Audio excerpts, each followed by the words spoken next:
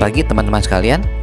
Berjumpa lagi bersama saya Teguh Wira Adikusuma sebagai salah satu juri dari Indonesia yang telah memiliki sertifikasi dari Federasi Filateli Dunia atau FIP, di mana saat ini Indonesia hanya memiliki 4 juri FIP. Kemudian saya pun sebagai penulis dari buku Eksplorasi Indonesia melalui Benda Filateli, yang mana di buku ini ditampilkan gambar-gambar perangko Indonesia yang terbit dari tahun 1948 hingga Agustus 2020 yang lalu, dan dijadikan sebagai referensi dalam pembuatan channel YouTube ini. Setelah kemarin kita melihat atau mendengarkan mengenai Kalimantan Tengah, sekarang masuki provinsi ke-22 yaitu Kalimantan Selatan. Jadi kita akan memulainya. Namun sebelumnya, bagi teman-teman yang belum subscribe, silakan subscribe.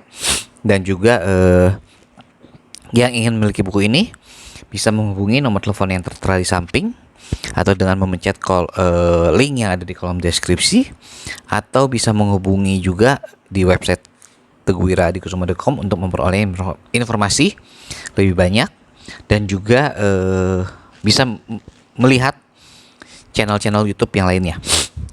Provinsi Kalimantan terbentuk pada sidang kedua PPKI tanggal 19 Agustus 1945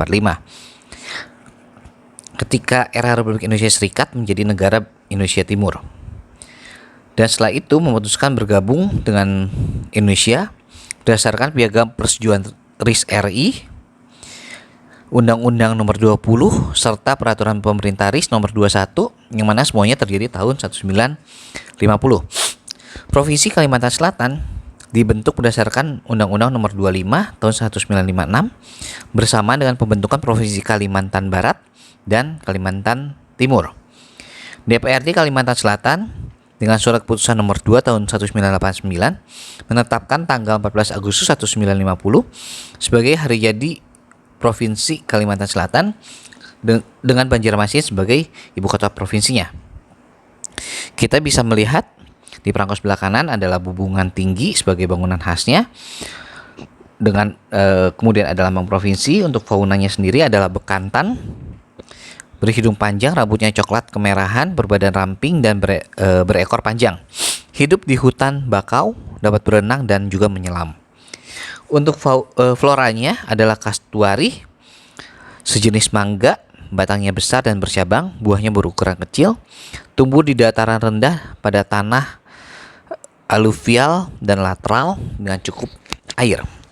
Kemudian untuk cerita rakyatnya adalah Banjarmasin.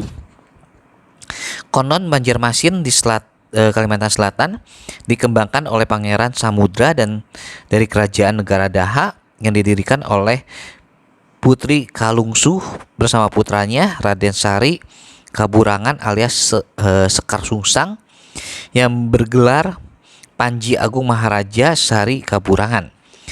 Pengganti Sekar Sungsang adalah Maharaja Sukarama.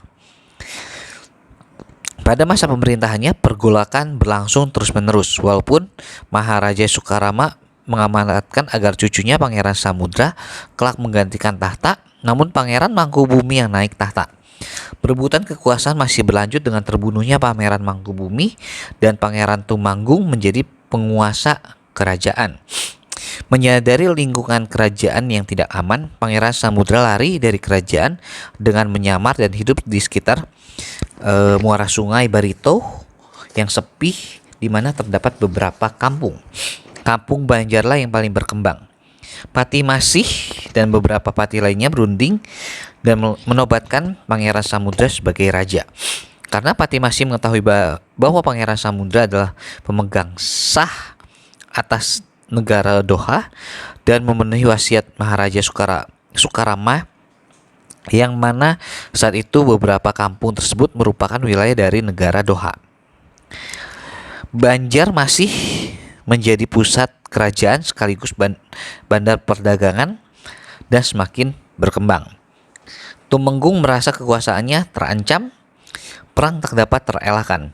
Untuk menyelesaikan penyelisihan, disepakati duel di atas kapal atau disebut dengan talangkasan Namun hal itu tak terjadi karena keduanya justru saling memaafkan. Pangeran Tumenggung menyerahkan tahta kepada Pangeran Samudra yang menetapkan Banjarmasih sebagai pusat pemerintahan. Raja Samudra memberikan daerah kekuasaan di Batang Alai dengan 1.000 orang penduduk sebagai rakyatnya kepada Pangeran Tumenggung. Negara Daha pun menjadi daerah kosong. Nah, itu